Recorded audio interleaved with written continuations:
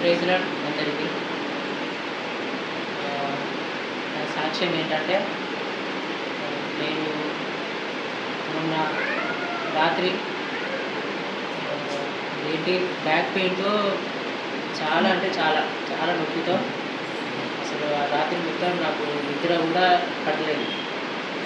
హాస్పిటల్కి వెళ్ళాను, చూపించుకున్నాను, ట్యాబ్లెట్స్ ఉన్నాయి, వేసుకున్నా కానీ పెయిన్ తగ్గలేదు. ఇంత సఫర్ అయ్యానంటే చాలా బాధపడ్డాను. ఆ నైట్ కూడా సరిగ్గా నిద్రపోలే. ఉదయాన్నే మళ్ళీ లేవగానే సారా వేసింది, నన్ను కూడా లేపి ఈరోజు నాకు అసలు పెయిన్తో అసలు సరిగ్గా నిద్రపోలేదు.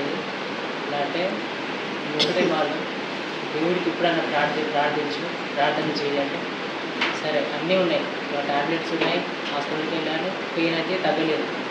ఇంకేమన్నారు దేవుడే దిక్కు.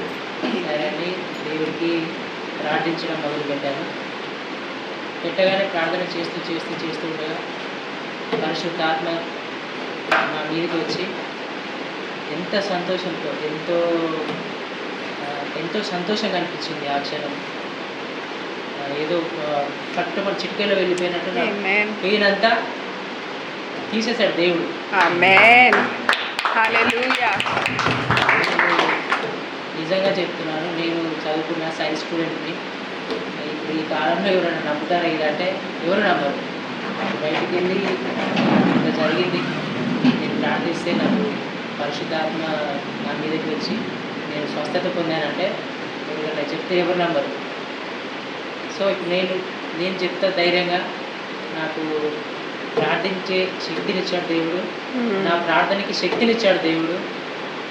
నేను ఎప్పుడు ఈ మందిరం కోసము ఎప్పుడు నేను ప్రార్థించలేదు. సరిగ్గా మందిరానికి వచ్చిన సభ్యుల గురించి నేను ఎప్పుడు ప్రార్థించలేదు.